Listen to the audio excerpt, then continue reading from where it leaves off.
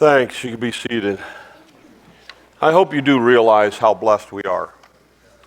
We're going to be talking about that a little bit this morning as we get into 1 Peter. I appreciated Jimmy last week talking about chapter 5. And in chapter 5, we deal with the leaders. And specifically talking about church leaders, but applicable to all leadership styles and to all of us as Christians. This morning, we're going to look at verse 5. Here's what it says. In the same way, you who are younger, submit yourselves to your elders. All of you, clothe yourselves with humility towards one another, because God opposes the proud, but shows favor to the humble. Now, what's interesting in this passage is that Peter, as he's talking to these people, is talking to people who are facing persecution. People who are facing difficulty, people who are facing hardship. In some cases, they're being mocked because of their Christianity. In some cases, they're losing jobs because of their Christianity. In some cases, their family won't associate them anymore because of their Christianity. In some cases, people won't do business with them anymore. And in the middle of all of that, Peter says, be humble.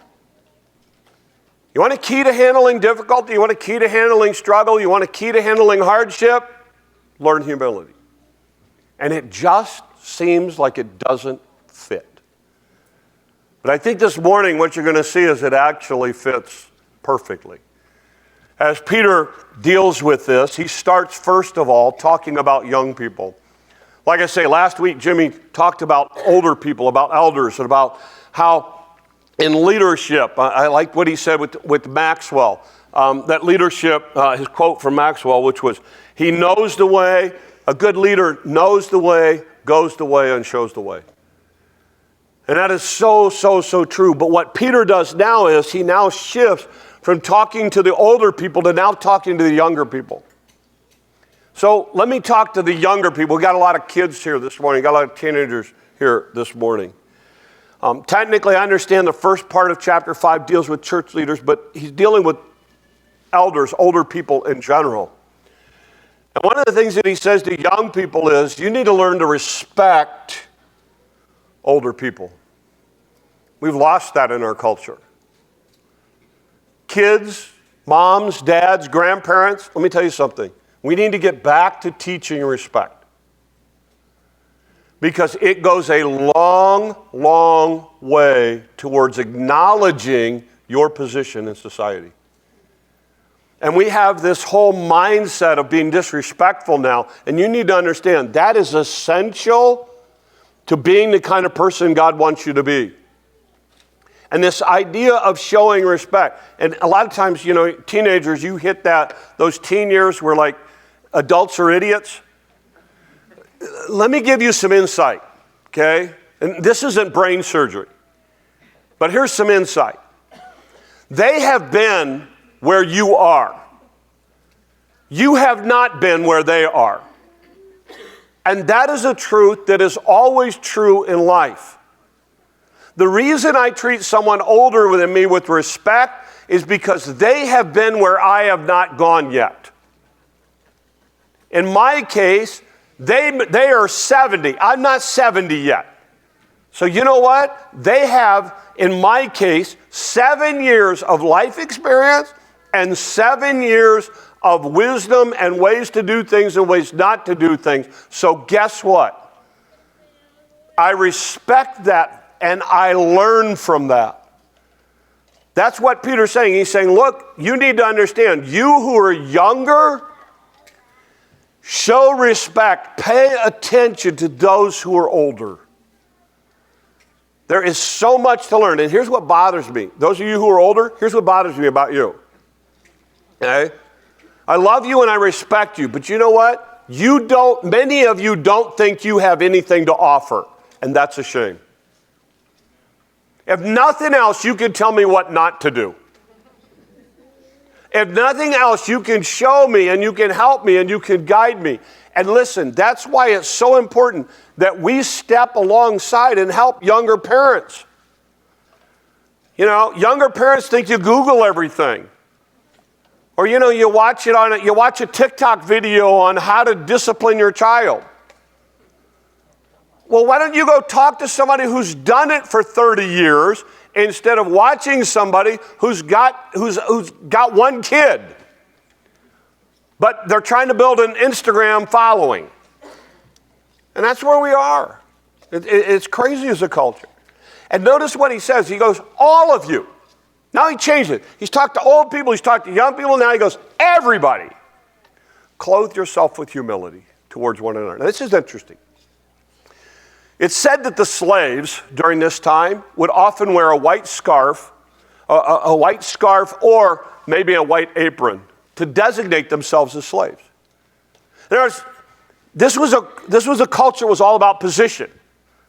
And so they would identify themselves in such a way that everybody knew they were a slave and not a freeman. And so one of the things that Peter does is he grabs this passage, he says, look, you need to clothe yourself in humility so that everyone that looks at you knows who you are accountable to, and that is God. And then he quotes from Proverbs, God opposes the proud, but gives grace to the humble. He shows favor to the humble.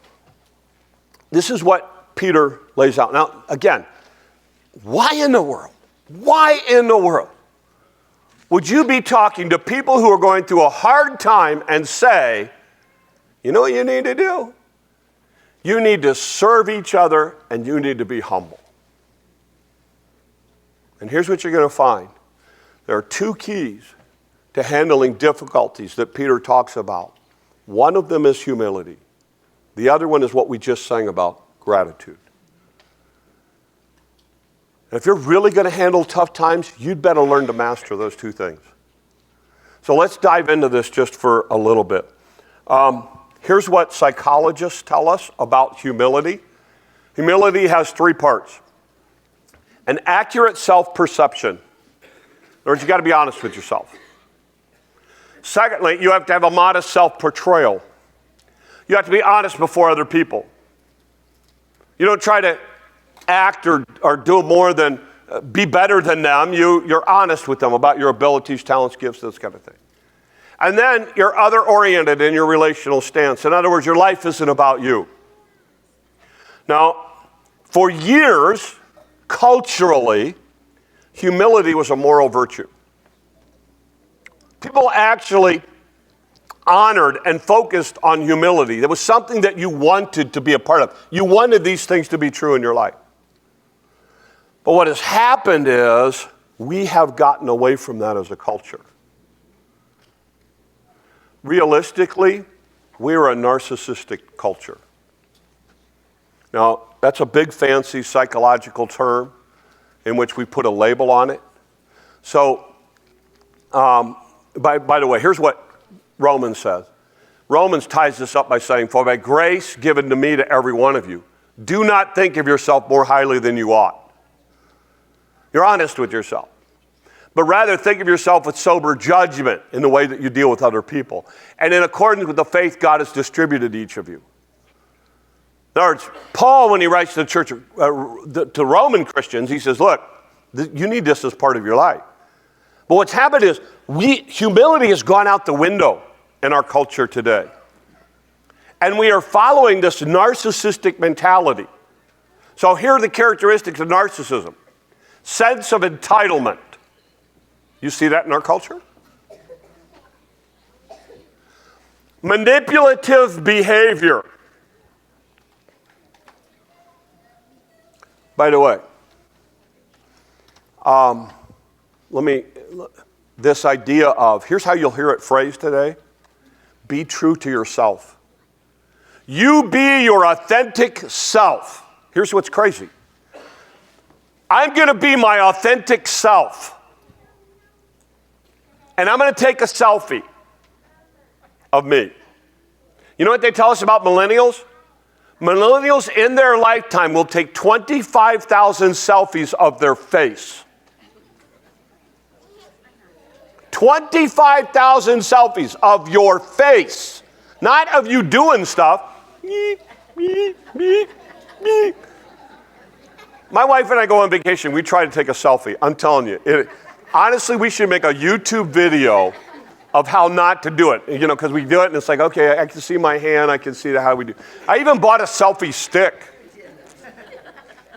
So it would look better, We tried all this kind of stuff. But we're not selfie people. We have to go through it. And, okay, how do you do that again? How do I, I just finally, when my kids are with me, I'm like, here, do it. Just take a picture of us. But it's a selfie generation. And what happens is, and then, you know what? Here's what's crazy about this. Here's how messed up the thinking is. I'm going to take my worldview is be authentic, be yourself. Take a selfie. Now what? Now you have to run it through a filter so you look better. Why? Manipulative behavior. I'm going to manipulate the image so I have a better way to convey myself to people around me. Need for admiration. Ever been to a graduation lately? Ever been to a wedding? Lack of empathy. Oh, there was a flood. Oh, the South is going through horrible things. Oh, no, there are 40 plus people that have died. Selfie.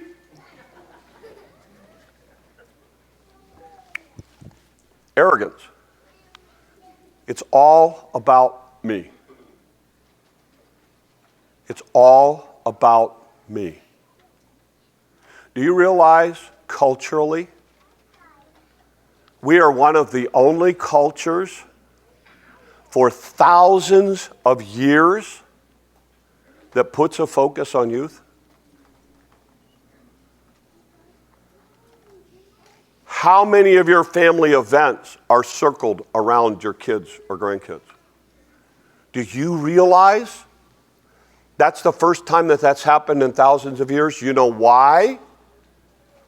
Because in the past, culturally, all over the world, elders are honored. And the focus is the older people, not the younger people. And we wonder why we have a culture that's so self-obsessed with itself. We wonder why when we hire somebody and their job is customer service, they don't serve customers. They're on their phone. We have created that.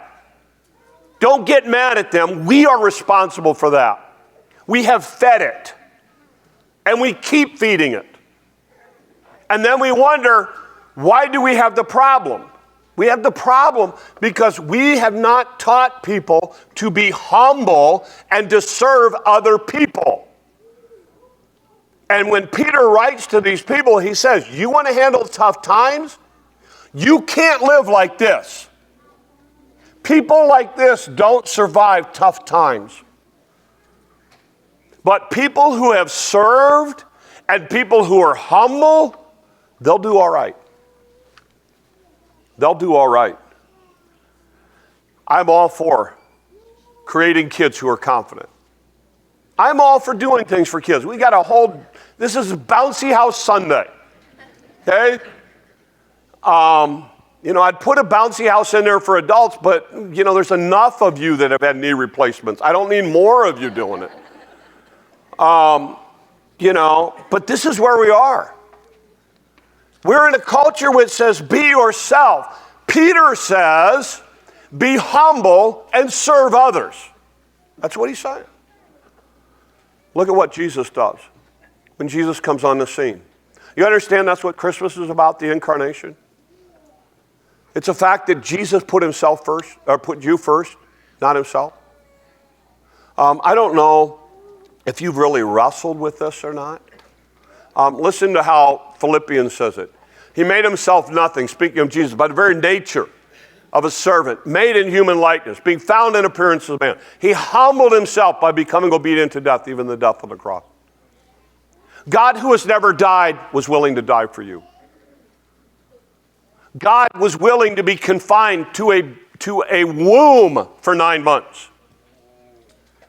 God was willing, God who spoke the world into existence, was willing to sit there and listen to Mary and Joseph say, okay, Jesus, now we're going to teach you how to speak. God who walked with Adam and Eve in the garden now had Joseph and Mary saying, okay, we're going to hold you up. You take your first step, God. You know why he did that? Because he humbled himself and served you and me. He set the example. This is what, you want to call yourself a Christian? Then be humble and serve other people like your Savior did. That's what he's talking about here. God loved you so much, he went to the cross for you. So guess what? He's going to ask of you to humble yourself and serve other people around you as well. That's what Peter's saying.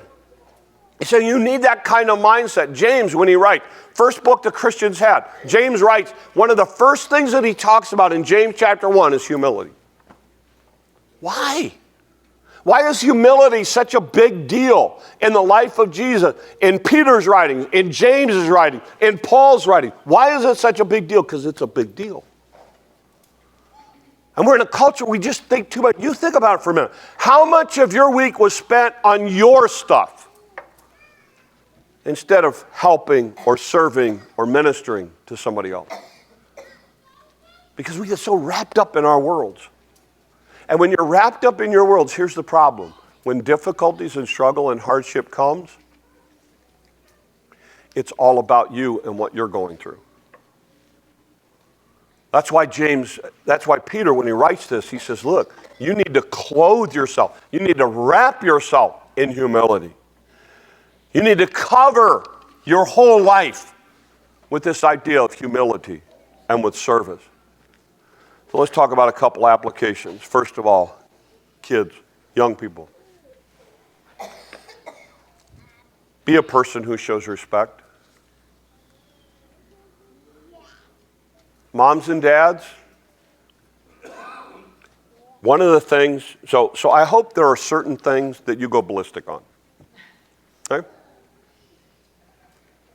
In our household, there are a couple of things that my grandkids know Grandpa and Nana are going to go ballistic on. And by ballistic, I mean we're going to stop whatever's happening and we're going to address it.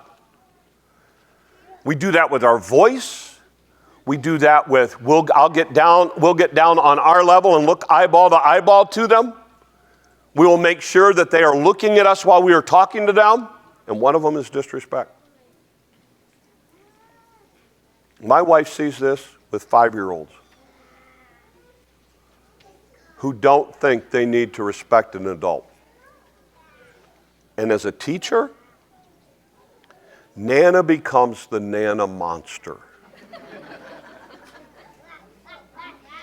And Grandpa loses his cool when I start seeing it. And I'm like, stop now. You will not do that. Am I clear? Apologize now to your brother, to your sister, to Nana. Now. Yeah. One of the jokes in our house, this happened actually. The kids were standing, Alden was with us. And Gene and I, we have a great relationship, been married 40 plus years, whatever. And in the morning, we just don't talk to each other until we have coffee. We just know we're better human beings that way. So Gene walked in to get her coffee, and Alden was sitting at the counter. And he said something to her, and Nana kind of didn't respond. And Gene looked at him and said, you know, Nana needs coffee. It was Jude. Or Jude. Jude was the one. I don't know. They're all the same. And Jude, in this really deep voice, goes, Nana needs coffee. And it's like, exactly, that's our thing. Nana needs coffee. That's kind of the running thing now. But I mean, it is. It's one of those deals where, look, we have got to learn there are some things that we will not tolerate. And disrespect is one of them. Okay, now I'm going to start stepping on toes with the adults. The President of the United States is the president. And you respect them. In the way you talk about them, in the way that you refer to them. You know, well, I don't like it. I don't like that person. I don't like that person. I don't like that. Wait a minute. The position holds respect. Respect it. You go, yeah, but that person is not respectful. Look, in the military, here's the premise. In the military, they teach you, you always salute the position, not the person. Because there are people in position who are not respectful people. But you always salute the position. You honor the position. Any senator, president, judge walks into this building, I am going to address them with respect. And I am going to treat them with respect, regardless of whether or not I agree with their political position. Why? Because it's a position of respect. An officer pulls you over, they are always treated with respect because of their position. Even if they were wrong. Why? Because we've lost this issue of respect. And kids, I cannot tell you how far, you will get so much farther in life if you can learn this. Well, nobody's going to tell me what to do. Then you're an idiot. And the reason is, for the rest of your life, people are going to tell you what to do. Get over it and get used to it. They used to teach us teenagers go, hey, I'm going to be a beach bum. I said, you know what's going to happen? You're going to be sleeping on the beach, and somebody's going to come along, and they're going to tell you can't sleep there. Well, I'm not going to be accountable to anybody. Really? You can't drive down the road without being accountable to somebody. You can't own a house or a car or anything else. Why? Because we're in a culture where somebody's always going to have some authority or issue over you. So learn to deal with it. That's when you're smart. And I can't get over kids who are like, you know, I just can't wait till I'm 18 and I'm on my own. Yeah, I can't either, because you're going to have a really hard time.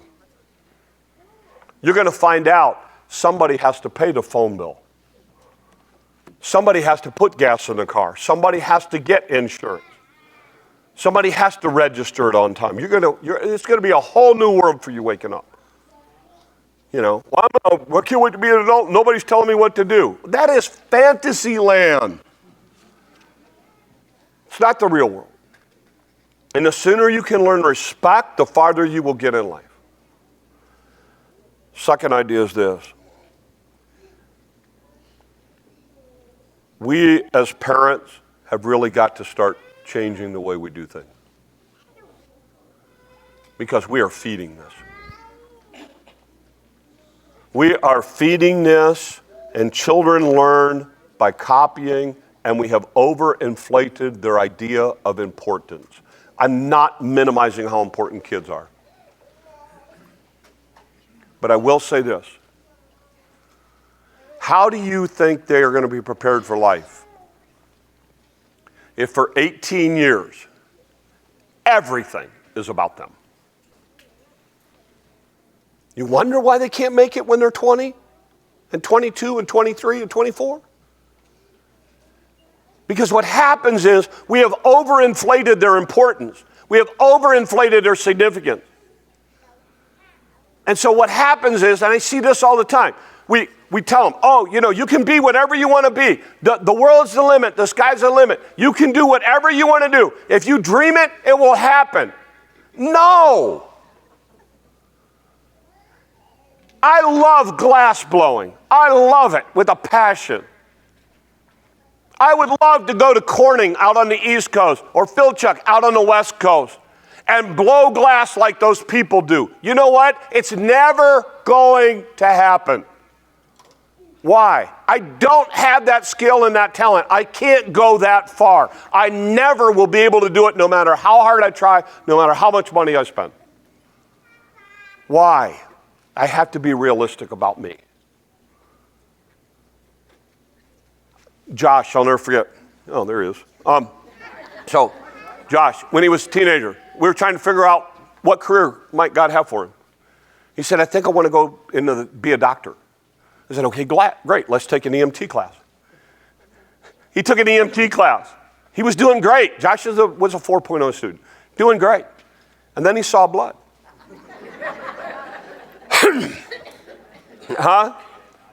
And he passed out.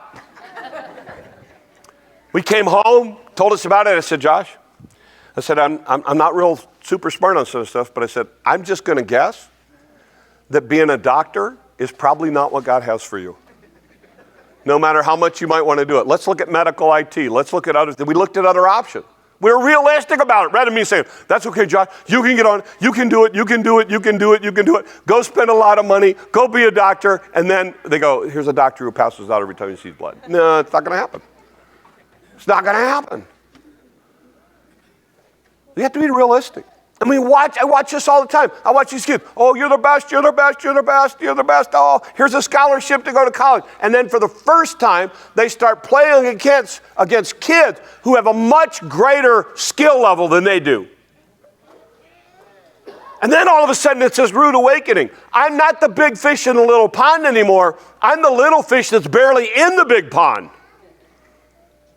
And then they get discouraged, and then they quit, and then they drop out of college, and then they don't know what to do because they can't make it in the sports thing because they lost their scholarship, or they got their scholarship and they sat on a bench the whole time and didn't get a play, or they didn't get to participate in theater or music or whatever it was they got the scholarship for. You guys, we got to start being realistic and helping kids and not overinflating this sense of narcissism where it's like, you can do it, you can do it, you can. Come on. Teach a kid, on the other hand, to be humble and to serve other people. And guess what? You're going to have a kid who can handle just about anything. We've got to learn how important this really, really is. The other idea is this. Humility is the key to handling difficult times. I see this all the time with adults. They're going along, life is fine, da-da-da-da, and all of a sudden, doctor gives them a bad report. Or financially, they go through a hard time, or they lose their job. And you know what they start to say, if you're not humble? Why me? Why is God doing this to me? You know what that's saying? That's saying God owes me something. You know what that mindset is saying? That's not a humble mindset. That's a proud mindset that says, God owes me a certain thing. My health, my job, my whatever. And so when difficulty comes, they have a hard time, and they can't handle it because they have a mindset that is not humble. A humble mindset says, count your many blessings. Name them one by one. A humble mindset says this. You don't deserve a great harvest this year. You don't deserve rain. You don't deserve a job tomorrow. You don't deserve great health. You can't earn it, and you go, oh, what do you mean I can't earn it? You know how hard I work? I've got everything that I've made. No, you don't understand. God snaps his fingers. You don't have the physical ability to do any of it. Everything we have is a gift. Everything we have is by the hand of God. And humility says, I don't deserve it, but I am so thankful for it. And if it's gone tomorrow, you know what? At least I had it when I had it. That's why Peter says to these people who are going to go through difficult times, you need to clothe yourself with humility. You need to wrap it around yourself. You need to be ready and understand everything you have is a gift, and you don't deserve any of it. When you develop that mindset and you focus on other people, here's what happens. Your issues, your stuff, pales in comparison. Because you're out serving, trying to help people who are worse off than you. You're in there trying to serve and minister to other people. And God uses that. And God uses that to get you through trial. Look, I love what I do. Absolutely love it. But you know what? I've done this since 1992 now. Here. If you think for a moment every day, I jumped up and said, I can't wait for church today. You're in la la land. Because the reality of it is, there are days I have drugged my carcass in here and said, God, I am exhausted. I am overwhelmed. But you've called me to do this, so you give me the strength to serve the minister today with the ability that all comes from you. Because I have not been able to focus on me and my world, and my needs, and my stuff.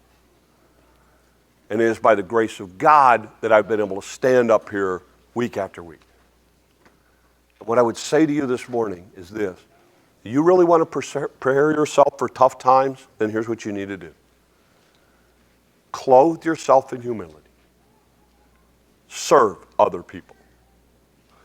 Jesus said it this way, or it was said this way about Jesus.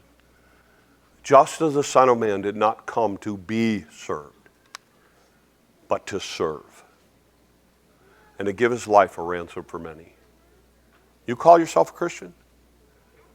A Christ follower? One who is like Christ? Then here's your challenge this week. You go to work tomorrow? Serve. We need a volunteer to clean the bathrooms. Haven't been done in 3 weeks.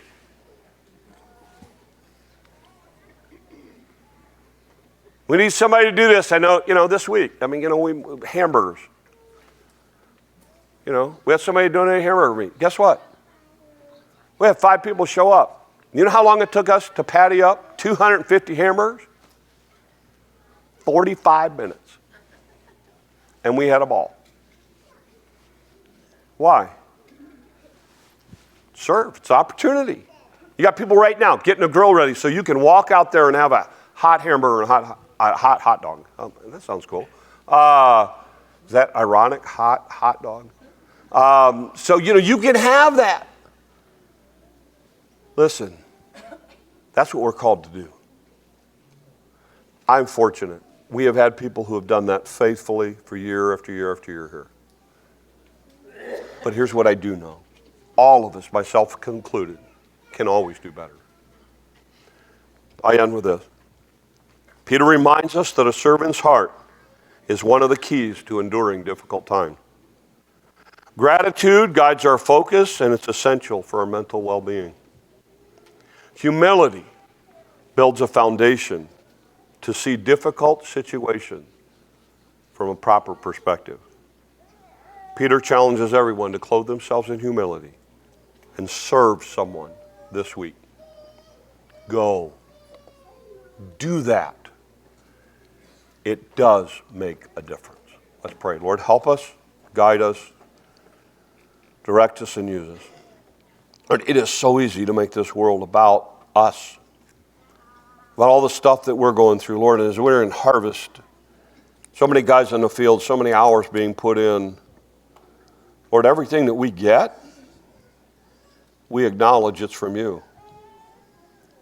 Lord, every time that we head to work and we come home, it's a gift. Every day that we have, Lord, with good health or with any health, Lord, that gets us on our feet, Lord, is a blessing from you. So help us not to be ungrateful, but instead, Lord, help us that as we struggle, as we go through life, as we face difficult times and trials and tribulations, that, Lord, we would do it understanding that you are still with us. These things we ask in your name. Amen. Let's stand together.